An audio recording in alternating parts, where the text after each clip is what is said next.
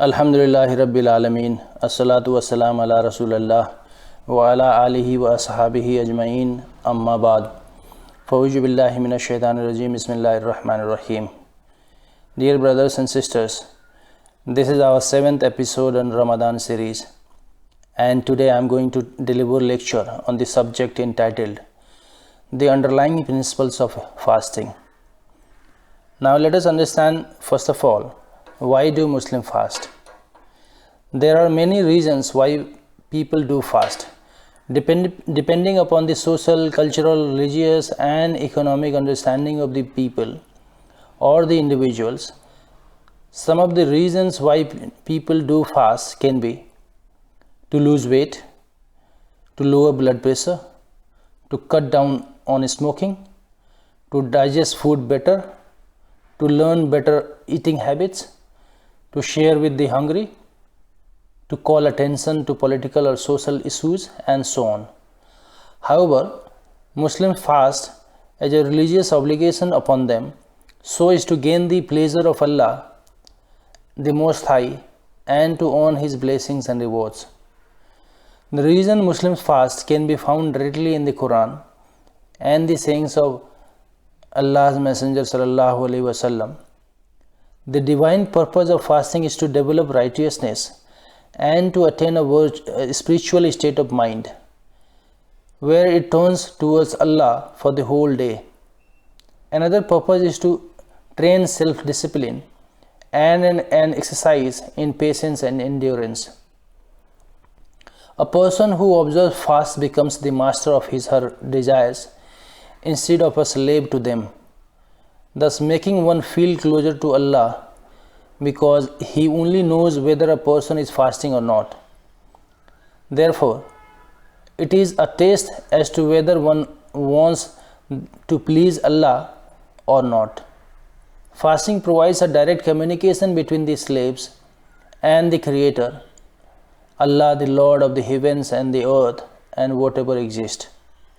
It is an act of worship that enriches self-worth, self-strength, self-discipline and control. It moves the believers from an unauthentic to an authentic environment that enriches their vital needs of physical and spiritual. It makes us forget about our beginning. It awakens the mind and hearts of thinking and being conscious of Allah. Fasting has also social benefits. Fasting gives the Muslims a feeling of brotherhood in practice. It draws them closer together and fills their hearts with love and affection. Narrated by Abu Hurairah radiallahu ta'ala anhu, may Allah be pleased with him, Allah's Messenger sallallahu alaihi wasallam said, "My ummah, nation, is given 5 privileges in the month of Ramadan that no nation was given before. First, the khuluf, meaning the odor of the mouth of a fasting person is sweeter in the sight of Allah than the fragrance of musk. Second, the angels keep praying to Allah to forgive the fasting people until they break their fast. Third, Allah decorates paradise every day, saying to it, 'My righteous slaves are about to be comforted of their burdens and sufferings and enter you.' Fifth, the shayateen, Satan, are chained during this month.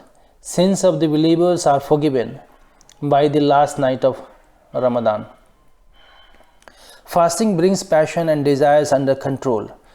Desires is the root of all evils, and this can be regulated by the methods of fasting. Allah, the Most High, created man and his desires. He knows the best medicines for desires and therefore prescribed fasting. There are several sayings of the Prophet relating to the virtues and merits which a man receives from Allah by fasting in the month of Ramadan.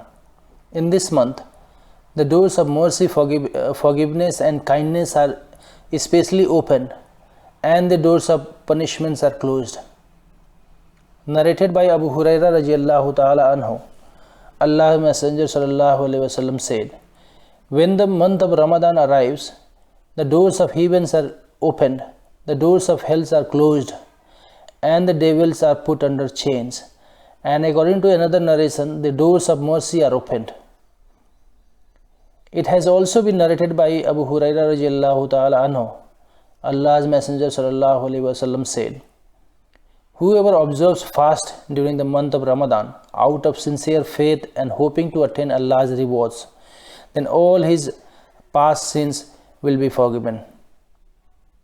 The Prophet sallallahu alaihi wasallam has pointed out to us the real spirit of fasting and has explained that to go hungry and thirsty while ignoring the spirit of fasting carries no values in the sight of Allah the Most High.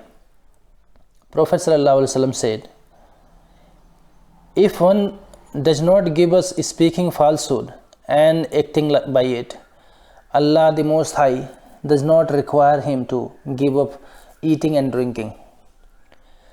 Respected brothers and sisters in Islam, may Allah unite us upon love of Him and upon following the Sunnah of His Messenger sallallahu alaihi wasallam. Having seriously glanced in the understanding of the aims of fasting, every Muslim needs to know the characteristics of the Prophet sallallahu alaihi wasallam fast, its obligatory rules, its manners, and its benefits, and then put these into practice. When a Muslim maintains his attitude throughout the month of Ramadan, she will definitely come out a better Muslim. This is indicated in Allah's word, O you who believe, fasting is prescribed for you as it was prescribed for those before you, that you may become al-muttaqun, the pious. Therefore, seeking the aid of Allah, it was decided to gather information pertaining these issues, describing how the fast should be observed. Whatever is found within it to be corrected, and good is from Allah, and many mistakes are found from us and from the shayateen, the devils. Allahu alam, wa jazakumullahu khairan, wa salamu alaykum wa rahmatullahi wa barakatuh.